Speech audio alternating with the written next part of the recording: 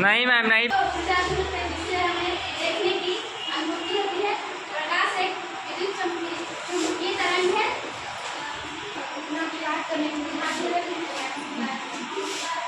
आपका हम लोग शुक्रगुजार होंगे।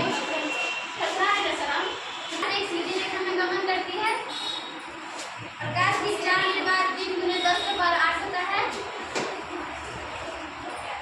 प्रकाश के कारण हम अपने आसपास वस्तुओं को देख सकते हैं। प्रकाश में 2 वस्तु होते हैं, एक प्रदीप और एक अप्रदीप।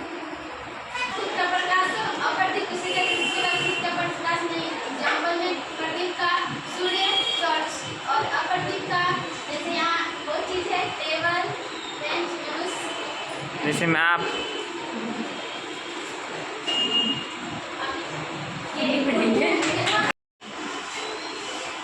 ये मैम आपतित किरण किसे कहते हैं?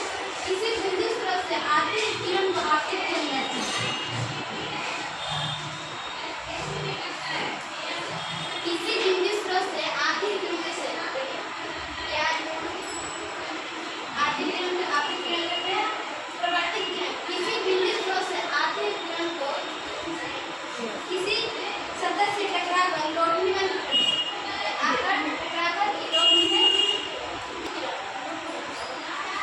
अवलंब किसी सतह पर 90 डिग्री का कोण बनाती है।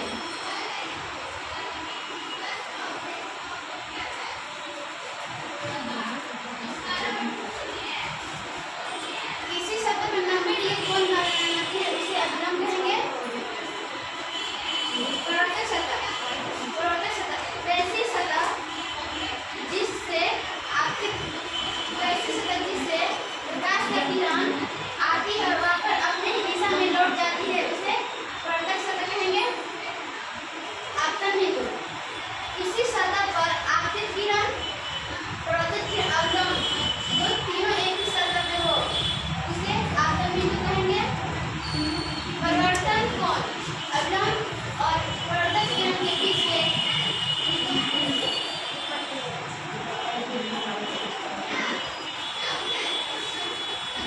अवलंब तथा प्रवर्तक किरण बने बीच कोण को प्रवर्तक कोण कहेंगे और आपतित किरण अवलंब के बीच बने कोण को आपतन कोण कहेंगे।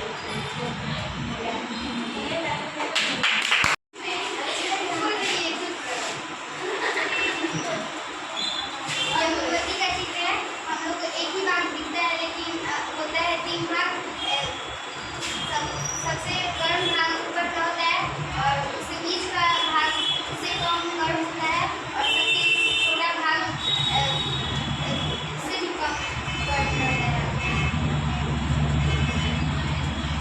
और ये वाला प्लेट दिखाई देता है। क्लास में पढ़ते हैं गति के बारे में। गति क्या है? गति के 2 प्रकार के होते हैं। अवस्था, गति जब कोई वस्तु अपने समय के सापेक्ष अपना स्थान परिवर्तन करता है तो कैसे क्या मतलब